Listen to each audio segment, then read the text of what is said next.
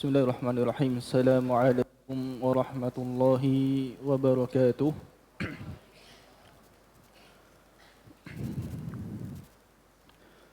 Alhamdulillahi ala ihsanihi wa syukru lahu ala taufiqihi wa amtinanihi. Wa asyhadu an la ilaha illallah wahdahu la syarika lahu ta'ziman li sya'nih. Wa asyhadu anna Muhammadan abduhu wa rasuluhu ad-da'i ila ridwanih. Allahumma salli alaihi wa ala alihi wa ashabihi wa ikhwanih. Alhamdulillah, segala puji bagi Allah Subhanahu wa taala atas limpahan karunia dan rahmatnya kembali kita bisa berkumpul di salah satu rumah dari rumah-rumah Allah Subhanahu wa taala ini dalam rangka untuk menuntut ilmu agama. Salawat dan salam semoga selalu tercurahkan kepada junjungan kita Nabi besar Muhammad sallallahu alaihi wasallam serta keluarga beliau, para sahabat beliau, juga orang-orang yang mengikuti beliau hingga akhir zaman kelak. Syukran. Alhamdulillah, bapak sekalian, para penuntut ilmu sekalian yang insyaallah dirahmati oleh Allah Subhanahu wa taala. Kembali kita membahas pembahasan kita dalam risalah Al-Usul As-Salasah yang dikarang oleh Syekh Muhammad ibn Abdul Wahhab.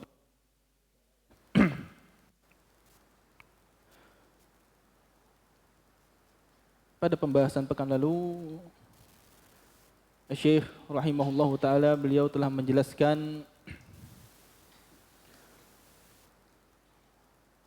4 hal yang wajib untuk kita pelajari.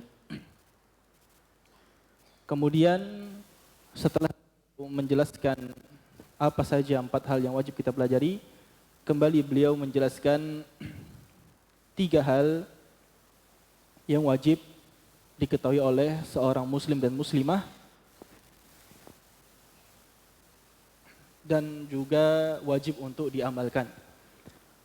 Berkata Syekh rahimahullahu taala, "I'lam rahimakallah annahu yajibu ala kulli muslimin wa muslimatin ta'allumu salasi hadhil masail wal 'amalu bihin." I'lam, ketahuilah,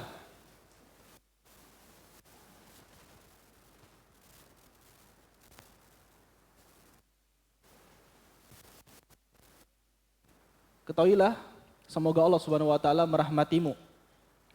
Annahu yajibu ala kulli muslimin wa muslimatin ta'allumu salasi hadhil masail wal 'amalu bihin.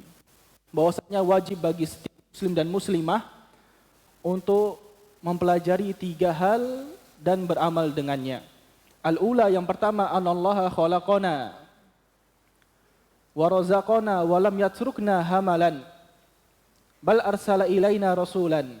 Faman ata'ahu dakhalal jannah wa man asahu dakhalan nar. Bahwasanya Allah Subhanahu wa taala menciptakan kita, memberikan kita rezeki dan tidak meninggalkan kita begitu saja, tidak membiarkan kita begitu saja.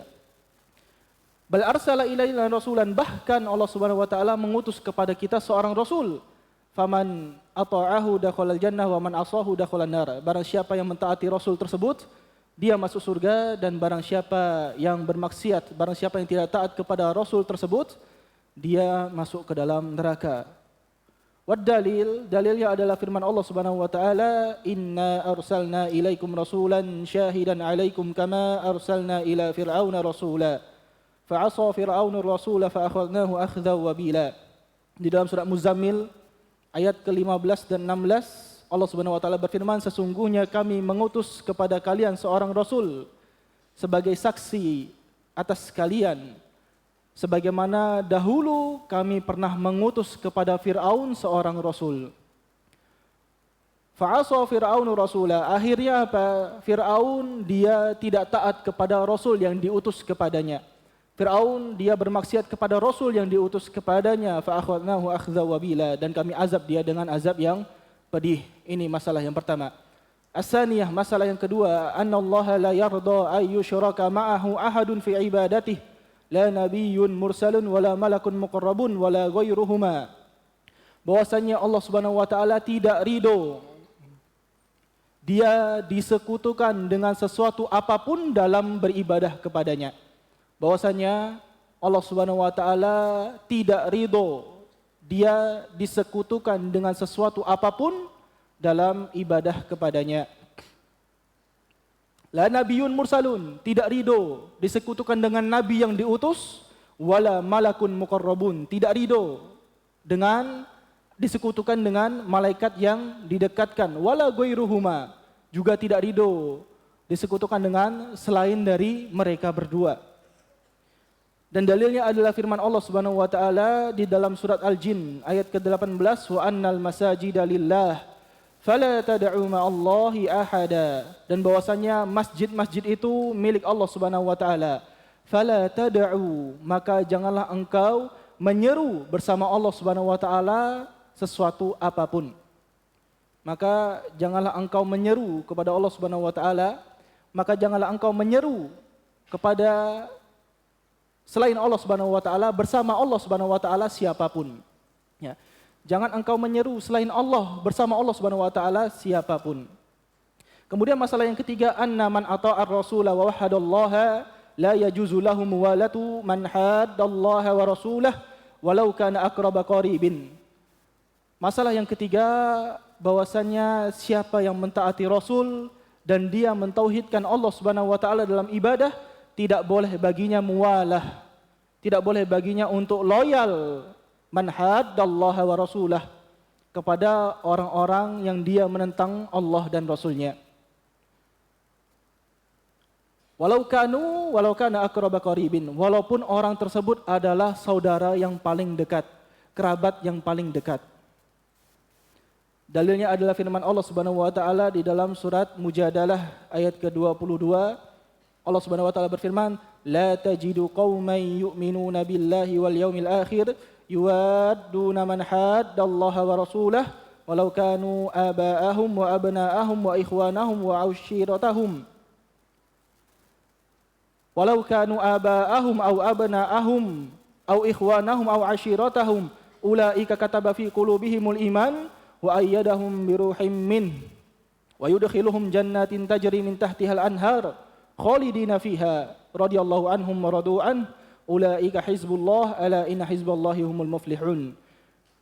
Kalian tidak akan mendapati suatu kaum yang mereka beriman kepada Allah dan hari akhir, yuwadduna man haddallaha wa rasulah, mereka loyal kepada orang-orang yang menentang Allah dan Rasulnya.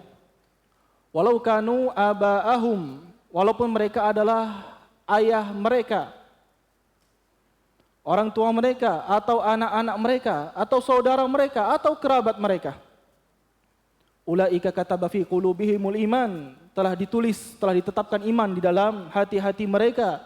Wa ayyadahum biruhim min, dan Allah Subhanahu wa taala tolong mereka dengan pertolongan dari Allah Subhanahu wa taala. Wa yudkhiluhum jannatin tajri min tahtihal anhar khalidina fiha, dan mereka akan dimasukkan ke dalam surga yang di bawahnya mengalir sungai-sungai, mereka kekal di dalamnya. Ulaika hizbullah, ya Allah Subhanahu wa taala ridho terhadap mereka, radhiyallahu anhum wa radu an. Allah Subhanahu wa taala ridho terhadap mereka dan mereka ridho terhadap Allah Subhanahu wa taala. Mereka adalah golongan Allah, dan ketahuilah golongan Allah, mereka lah orang-orang yang beruntung.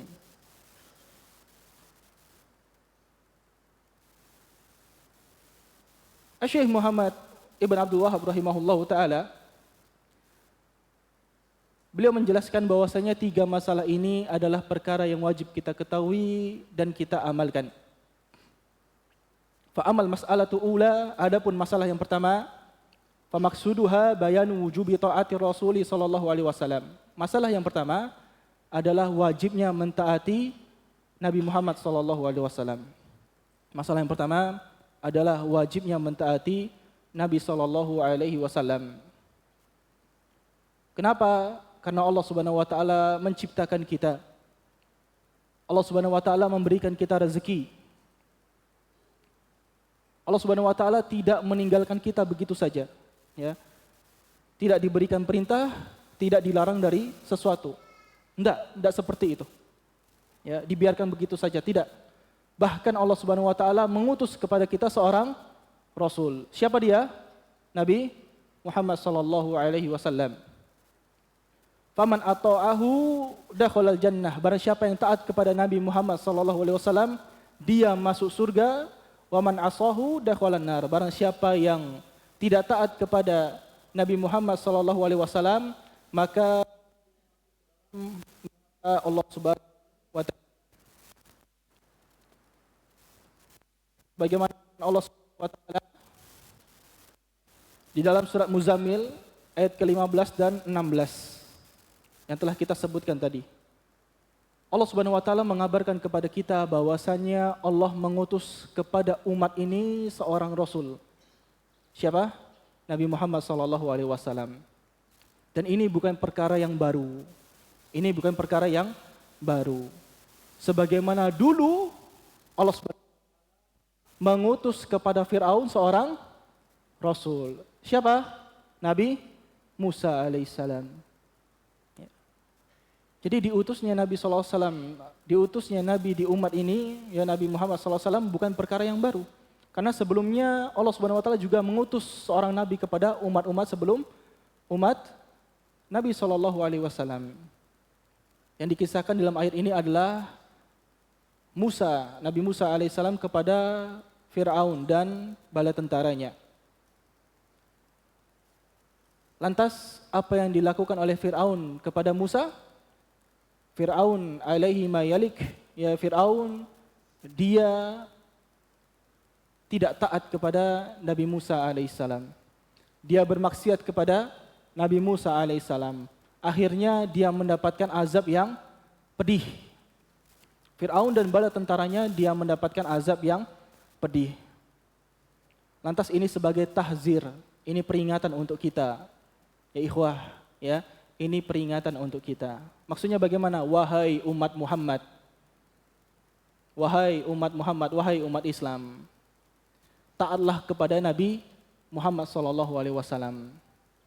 Jangan kalian seperti Fir'aun alaihi mayalik. Jangan seperti Fir'aun dan bala tentaranya. Dahulu kami utus kepadanya Nabi Musa alaihissalam. Kemudian dia bermaksiat kepada Nabi Musa alaihissalam. Dia tidak taat kepada Nabi Musa alaihissalam. Ini azab dia. Maka jangan sampai ketika kalian tidak taat kepada Nabi Muhammad SAW, bisa jadi kami akan mengazab kalian juga, wahai umat Muhammad. Ini tahzir untuk kita. Hendaknya kita semua mentaati Nabi SAW. Ya, sudah ada contoh dari umat-umat sebelumnya. Ini contoh dari Fir'aun dan juga bala tentaranya.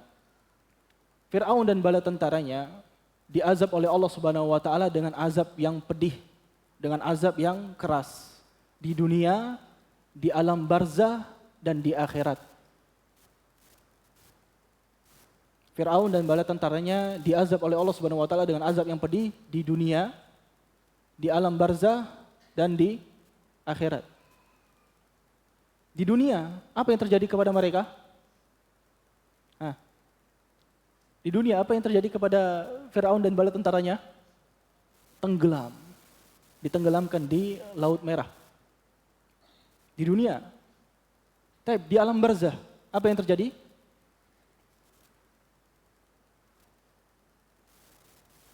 Di alam barzah, apa yang terjadi dengan Fir'aun?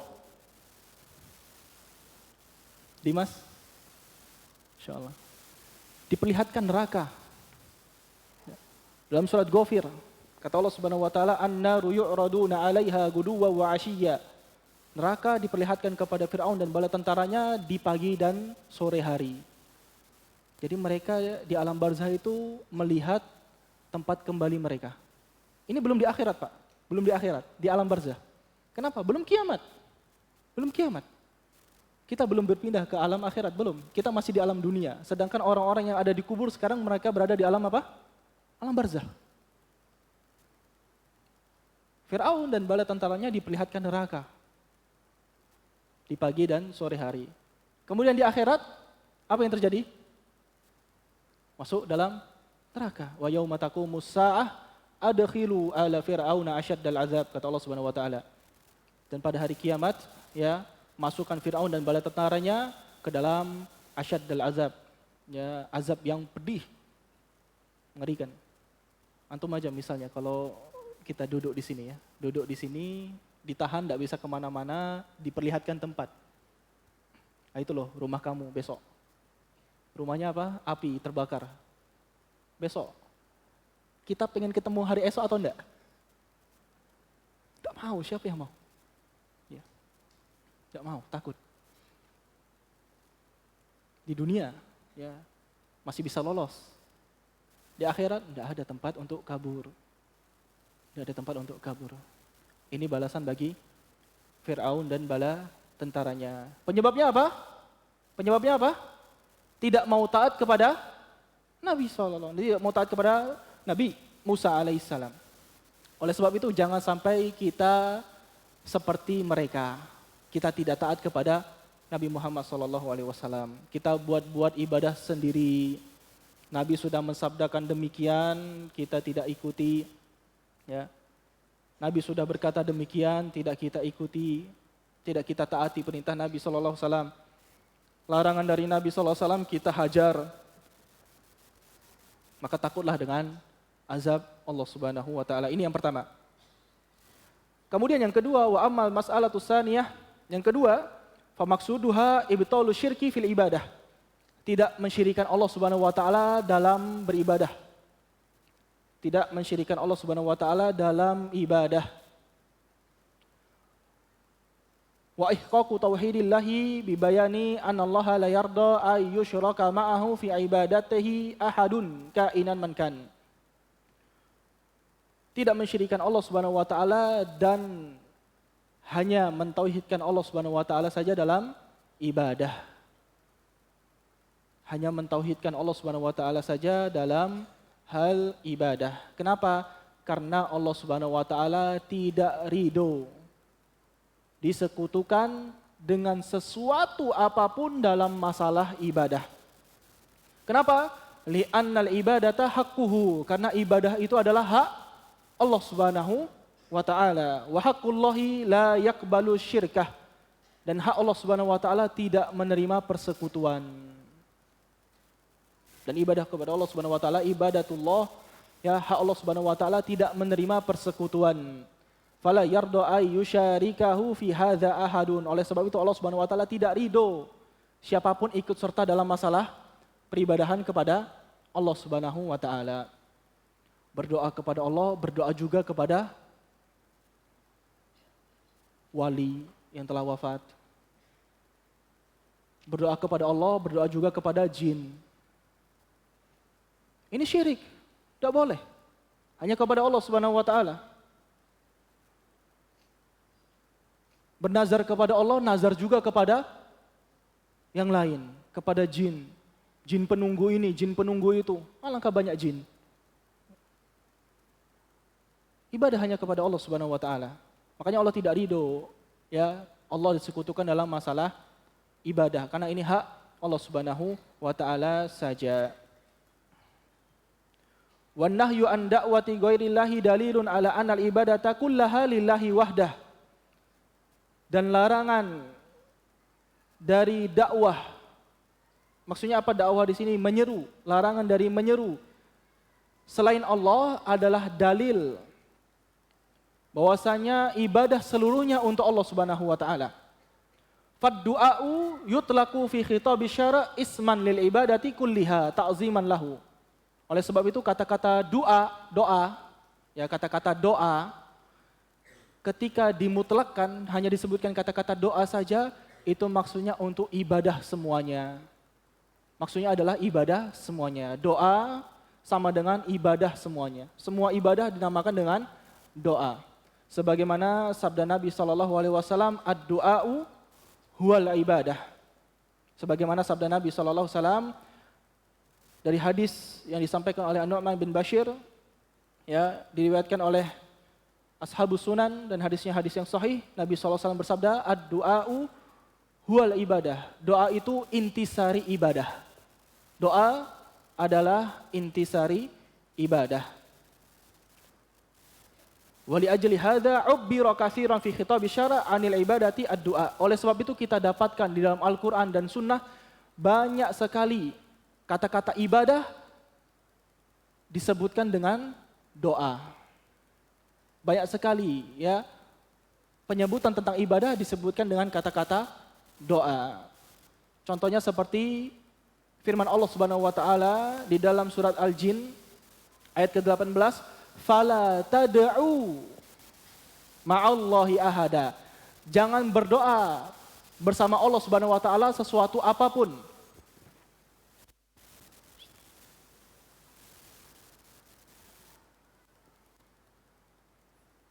Jangan berdoa kepada selain Allah Subhanahu wa taala sesuatu apapun. Kata-kata tad'u di sini kalau kita artikan letterek apa artinya? Berdoa. Maksudnya apa? Jangan beribadah, ya. Tad'u maknanya ta'budu. Jangan beribadah kepada selain Allah Subhanahu wa taala sesuatu apapun. Jangan beribadah. Ma'a, kata-kata ma'a di sini lebih spesifik, ya. Makanya antum ini dilihat.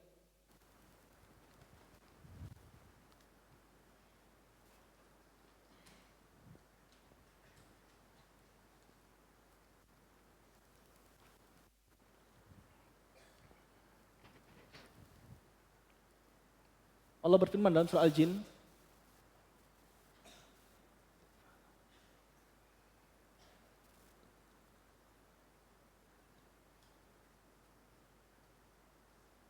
"Fala tad'u ma'allahi ahadan." Janganlah tad'u berdoa bersama, ya, bersama sesuatu apapun. Tadi disebutkan bahwasanya tad'u di sini maksudnya apa? Ta'budu. Jadi maksudnya adalah beribadah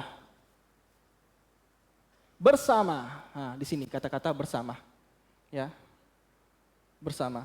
Ada yang mengira bahwasanya kesyirikan itu adalah ketika seseorang dia tidak menyembah Allah, dia menyembah selain Allah.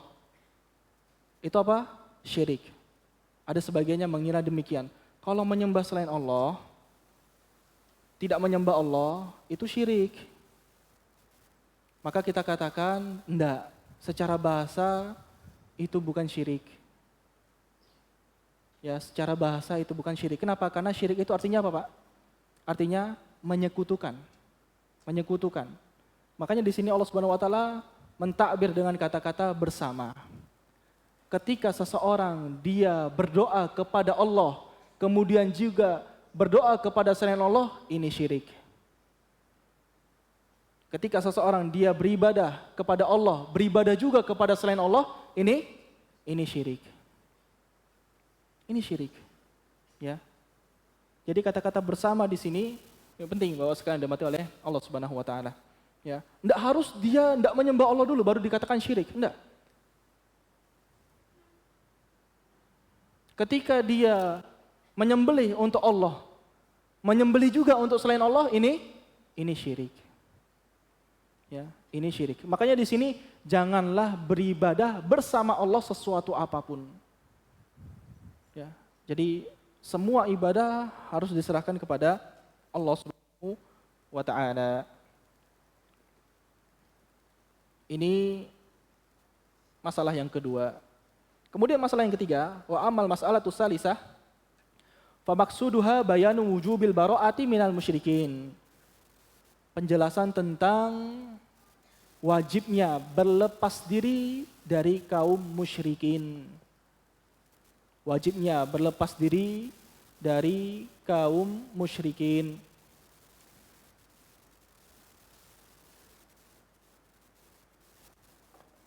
Kenapa? Li'anna ta'atar rasuli sallallahu alaihi wasallam wa ibtal syirki wa humal amranil madhkurani fil mas'alatainil ula wa tsaniyah la yatahaqqaqani illa bi iqamati hadzal asl. Karena taat kepada Rasul pertama kemudian tidak mensyirikkan Allah, hanya mentauhidkan Allah Subhanahu wa taala saja dalam masalah ibadah. Dalam hal ibadah, ini masalah keberapa? Masalah kedua. Karena dua hal ini, taat kepada Rasul dan tidak mensyirikkan Allah Subhanahu wa taala dalam hal ibadah, tidak akan bisa terlaksana kecuali dengan perkara yang ketiga, yaitu berlepas diri dari kaum musyrikin. Karena permasalahan yang pertama yaitu taat kepada Rasul dan berlepas diri dari kesyirikan, tidak mensyirikkan Allah Subhanahu wa taala dalam hal ibadah. Keduanya tidak akan terlaksana sampai dia melaksanakan perkara yang ketiga, yaitu apa? Berlepas diri dari kaum musyrikin. Fal mas'alatu salisah bimanzilati tabi'il lazimi lil mas'alataini al-ulayaini wa hiya anna man ata'a ar-rasul sallallahu alaihi wasallam wa abtala syirka fa wahadallaha lan tatimma ibadatuhu lillahi illa bil bara'ati minal musyrikin. Jadi masalah yang ketiga ini seperti suatu keharusan. Seperti suatu keharusan. Kenapa? Karena seseorang yang dia mentaati Rasul, kemudian dia berlepas diri, dia tidak mensyirikkan Allah Subhanahu wa taala dalam beribadah kepadanya, tidak akan sempurna ibadahnya sampai dia melaksanakan hal yang ketiga. Perkara yang ketiga itu berlepas diri dari kaum musyrikin.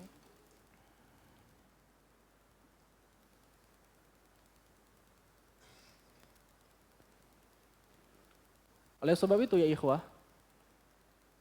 terkadang kita perlu belajar lagi tentang wala wal bara. Ya, wala wal bara. Apa itu wala? Loyal. Bara apa? Berlepas diri. Kita perlu belajar lagi tentang wala wal bara. Wala kita ke siapa, bara kita ke siapa. Hal yang menarik, ya. Kalau antum cari tentang kata-kata bara, berlepas diri atau baro'ah di dalam Al-Quran maupun hadis, semuanya menunjukkan apa? Bara'atu minas syirki, berlepas diri dari kesyirikan. Saya berlepas diri, ya. Inni bari'um mimma ta'budun. Kemudian juga perkataan Ibrahim kepada ayahnya dan kaumnya. Inni bari'um mimma ta'budun illa allazi fatarani, kecuali yang menciptakanku. Kata-kata berlepas diri. Maka ya ikhwah, hati-hati, ya, hati-hati dalam menempatkan kata-kata ini. Jangan mudah-mudah mengatakan saya berlepas diri dari kamu, padahal dia seorang muslim. Saya berlepas diri dari kamu, saya berlepas diri dari kamu, saya berlepas diri dari dia. Hati-hati dengan perkataan ini. Karena baro'ah berlepas diri itu dari kesyirikan, dari kaum musyrikin. Loyal kita kepada kaum muslimin, ya, loyal kita kepada kaum muslimin. Maka jangan salah dalam loyal dan baro'ah, berlepas diri. Ana mau tanya sekarang, dan ini soal manhaj, ya, ini soal manhaj.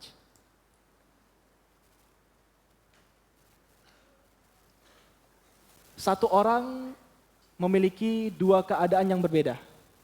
Satu orang memiliki dua keadaan yang berbeda. Dulu orang ini tidak sholat, ateis, homer dilahap, judol dimainkan. Apa judol?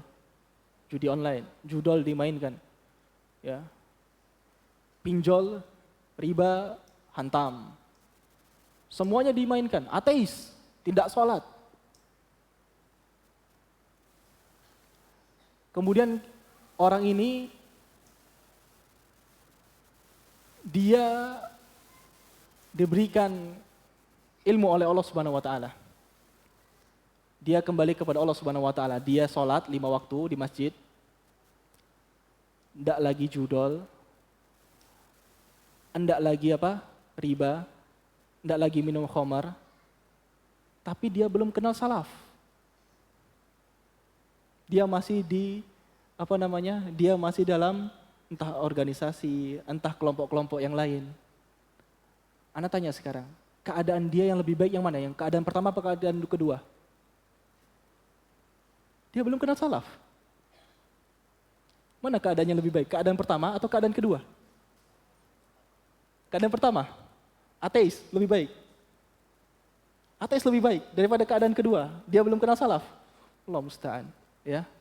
Keadaan kedua jauh lebih baik ya ikhwah. Keadaan kedua jauh lebih baik. Soal manhaj. Jangan kita salah loyal. Ya, jangan kita salah loyal. Begitu dia masih kaum muslimin. Dia masih kaum muslimin.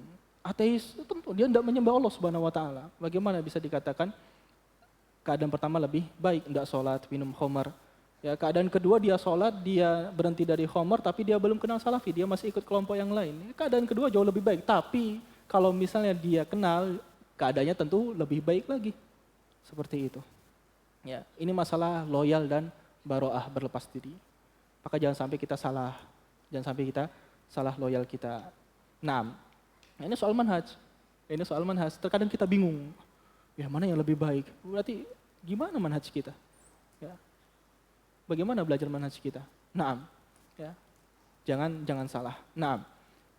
Kemudian wa mimma yunabbahu ilaihi anna hatainil muqaddimatainil mustaftahataini biqauli musannif i'lam rahimakallah. Kemudian yang perlu ditanbih kata Syekh Shalih Utsaimin hafizahullah taala, kemudian yang perlu ditanbih. Perkataan musannif i'lam rahimakallah. Perkataan musannif i'lam rahimakallah. Ini muqaddimah yang keberapa? Kedua. Muqaddimah yang pertama kemarin menggunakan apa? I'lam rahimakallah, sama. Berarti ada dua muqaddimah. Dua muqaddimah ini yang diawali dengan perkataan musannif i'lam rahimakallah. Ketahuilah semoga Allah Subhanahu wa taala merahmatimu. Huma risalatani lau khorijatani an risalati salasatil usul wa adillatiha. Dua ini adalah risalah milik Syekh Muhammad ibn Abdul Wahhab rahimahullah ta'ala, namun asalnya tidak dimasukkan ke dalam risalah al-usul as-salasah. Dua risalah ini yang dimulai dengan kata-kata i'lam rahimakallah, keduanya adalah risalah milik Syekh Muhammad ibn Abdul Wahhab rahimahullah ta'ala, namun beliau asalnya tidak memasukkan dua risalah ini ke dalam kitab Al-Usul As-Salasah.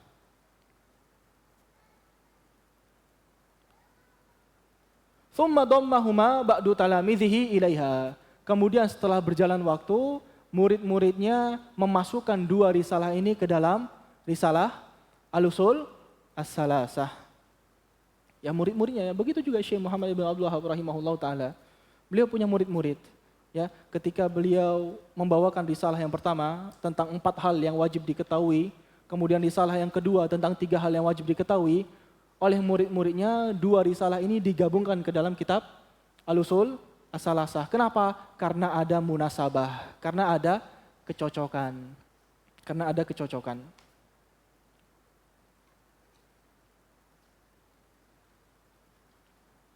Kalau misalnya dipisah, ya, risalahnya kita pisah, kita tidak memasukkan dua risalah ini, maka kitab Al-Usul As-Salasah dimulai dari perkataan beliau, i'lam arsyadakallah. Nah, dari sini baru dimulai kitab Al-Usul As-Salasah. Dari mana kita dapatkan ini? Ini disampaikan oleh Ibnu Qasim Al-Asimi di dalam kitab Hasyiah Al-Usul As-Salasah. Ibnu Qasim Al-Asimi rahimahullahu ta'ala dalam kitab Hasyiah Al-Usul As-Salasah. Dan beliau ini adalah seseorang yang mengumpulkan fatwa-fatwa Syekhul Islam Ibnu Taimiyah rahimahullahu ta'ala dan juga fatwa-fatwa ulama Najd.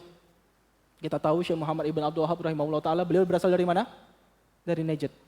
Ya, beliau orang yang mengumpulkan fatwa-fatwa Syekhul Islam Ibnu Taimiyah rahimahullahu ta'ala dan juga fatwa-fatwa ulama Najd. Dan cucu beliau sekarang menjadi imam di Masjid Nabawi. Dan beliau ternyata adalah seorang syekh yang mengarang salah satu kitab yang dipakai di sini, ya dipakai di pondok kita. Ada yang tahu kitab apa?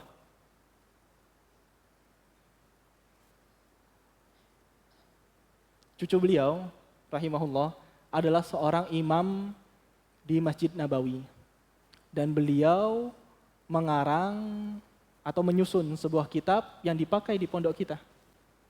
Dipakai di muqarrar kalian, anak-anak. Ya. Kitab apa kira-kira? Hah? Riko? Kitab apa?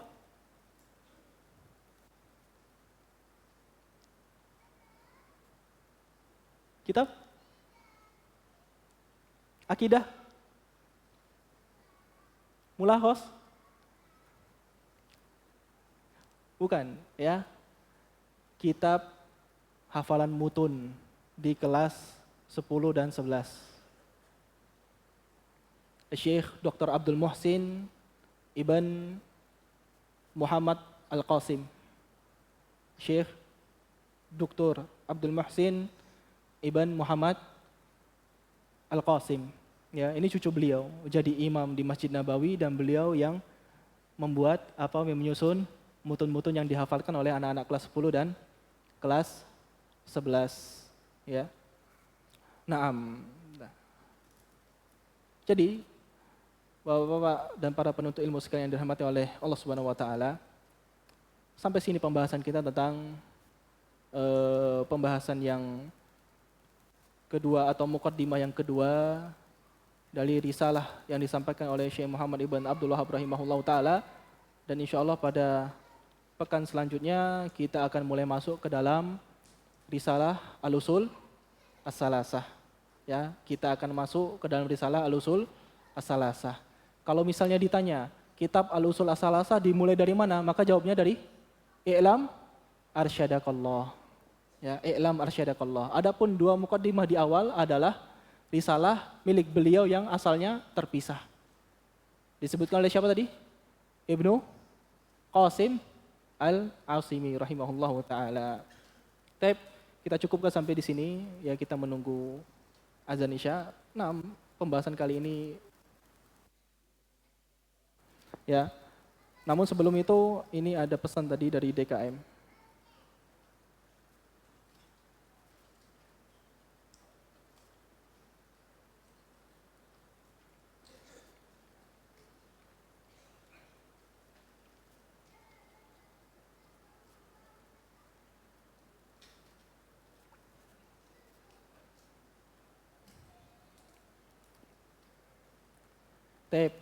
Ini sifatnya untuk para santri, ya, untuk para santri.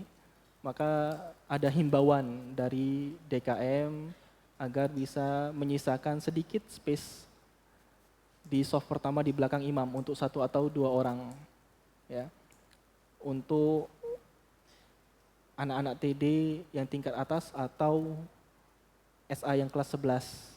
Kenapa? Karena di belakang imam ini orang-orang yang perlu tahu tentang hukum-hukum menjadi imam. Kalau imamnya salah, yang di belakangnya belum belajar tentang hukum-hukumnya, sedikit repot. Ya, ini hanya himbauan, ya, semoga bisa terlaksana. Dan kami harapkan terhadap orang-orang yang memang layak, ya, hendaknya maju ke depan, ya, hendaknya maju ke depan. Kita punya siapa di sini, ada Bara, ya, ada yang lain. Hendaknya maju ke depan, maksudnya jangan telat, ya, jangan telat datangnya kalau bisa. Kalau bisa di depan agar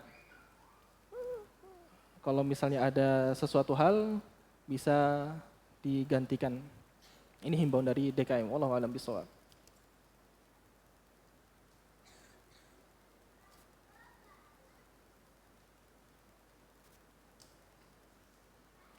Kalau misalnya yang kedua memilih kelompok yang menyimpangnya parah walaupun dia sholat dan beribadah yang lain, apakah itu masih mending yang kedua semisal dia mempunyai pemahaman Qadariyah atau Jahmiyah?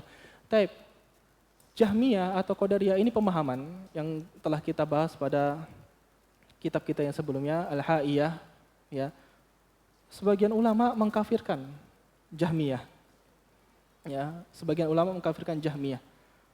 Dan juga Qadariyah, orang-orang yang tidak percaya takdir, dia mengingkari iman kepada takdir, dia telah kafir kepada Allah Subhanahu wa taala.